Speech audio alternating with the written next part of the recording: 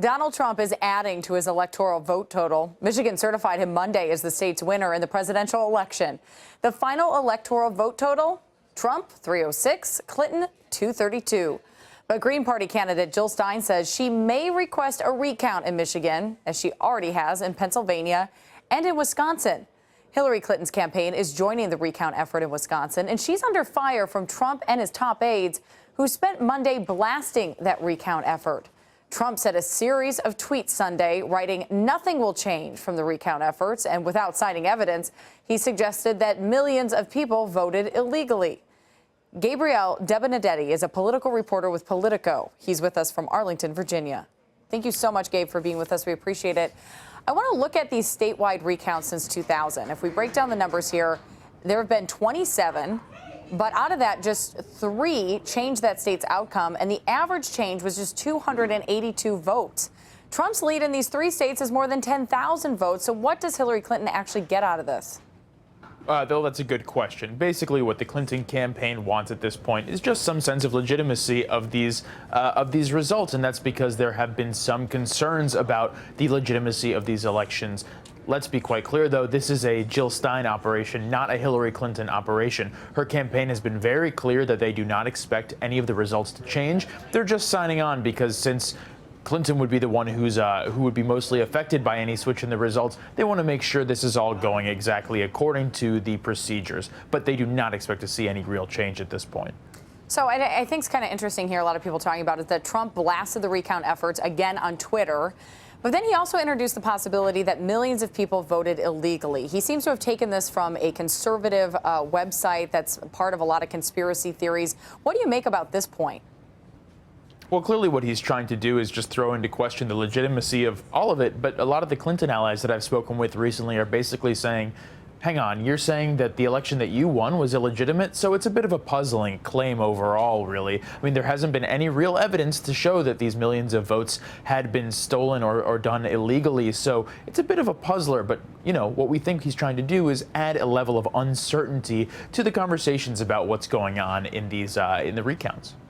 Trump does seem to have softened a little bit on some of his campaign promises. But on Monday, he tweeted, if Cuba is unwilling to make a better deal for the Cuban people, the Cuban American people, and the U.S. as a whole, I will terminate the deal. Do you think Trump is getting more aggressive after being criticized for walking back some of his pledges, or what's happening?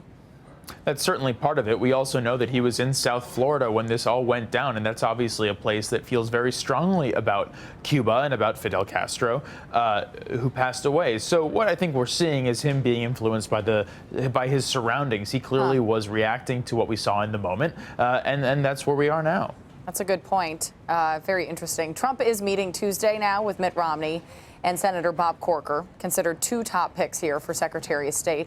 But Trump's former campaign manager has been publicly blasting Romney. Here's a snippet of some of her comments on Sunday. People feel betrayed to think that Governor Romney, who went out of his way to question the character and the intellect and the integrity of Donald Trump, now our president-elect, would be given the most significant cabinet post of all, Secretary of State. This is Trump's party now, and he won states that Mitt Romney lost. He's the one with the political instincts, the brilliance. We're all for party unity. I don't think a cost of admission for party unity has to be the Secretary of State position. There's been a lot of talk of what's maybe going on behind the scenes, but do you think Kellyanne Conway is lobbying her boss, or what's going on? Yeah, we've seen this over and over during the actual campaign itself. Top Trump aides would try and get out and either communicate with their boss on TV or try and communicate with the base, who knows that they're trying to send signals. So this could be either one. This could be Conway saying, Mr. Trump, we really don't think you should be hiring Mitt Romney, or it could be her trying to put out feelers to her base who are watching her on TV to try and see what exactly their reaction is, because this is clearly a campaign that paid attention to what its voters were thinking. What has the reaction been? There's been a bit of a mixed bag. A lot of the Republican establishment folks would love to see Mitt Romney in this position. But exactly as Kellyanne Conway said, there's been quite a few people who were tried and true Trump supporters from the beginning who were really leaning towards someone like Rudy Giuliani, someone who was really a Trump loyalist.